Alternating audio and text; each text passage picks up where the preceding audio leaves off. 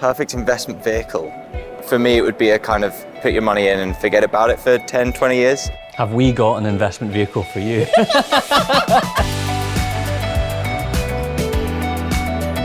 If you want to build wealth over the long term, it makes sense to allocate your money to where the growth is. And we think the growth is in America, and we think the growth is in both public and private companies, and that's exactly what US Growth Trust gives you. Me as an individual investor, I go to an investment company to invest in a company like SpaceX because I don't think there's really a way for me to do that without that vehicle in place.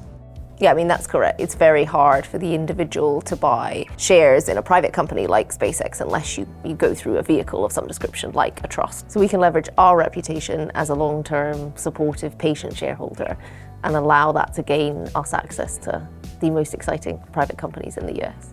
What do I think when I hear the phrase investment trust?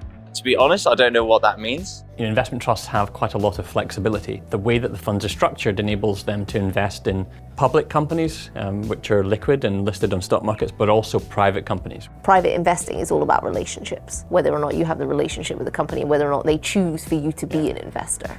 And they're going to pick the investors that they believe are patient and long-term and are supportive of their vision. I wish I would have done this when I was much younger. She hits the nail on the head. The earlier you start investing, the better. You can invest relatively small amounts and still get access to great companies through a variety of different vehicles.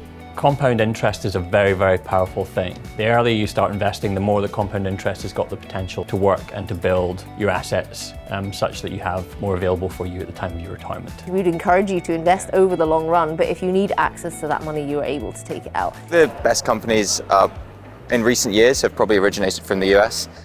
I would agree. 100%, and I think it'd be better for the world if we had more innovation coming out of countries in Europe, but it's just not happening. You look at the current wave of innovation, which is AI, and almost all of the important companies are coming out of America yet again. And so I just don't see this changing over the next decade. The thing about the US that sort of drives that entrepreneurship is the whole culture.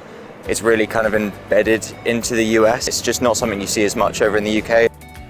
Boom. I think America has a culture of optimism and ambition, which is unrivaled in the rest of the world. You're never going to achieve exceptional outcomes unless you strive for great things. But the minute you start striving for great things, you open yourself up to failure.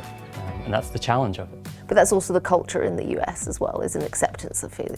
The benefit of a founder-led company is that they do care about their company because, of course, they are not only interested for the profit, but it's actually their own child. Very good. Yeah. Founders tend to be less driven by money and more driven by purpose and the desire to build something meaningful than the average CEO of a company. Yeah. We're investing often in the people as much as the product. They understand what they're trying to change. They know what the purpose of their organization is. Over the course of our very long ownership history with businesses, sometimes they evolve quite radically from where they started. Ideas where it helps people are probably the best ones, where it'll not necessarily change your life, but it makes your life easier. Yeah, I mean, one of the first questions we ask ourselves when we're discussing companies is what problem is it solving? To build something which is going to endure, then it's important that the products that you make, the services that you provide, are of net benefit to society. What does it take to be a good investor? A white man in a pinstripe shirt. Let's check. Check.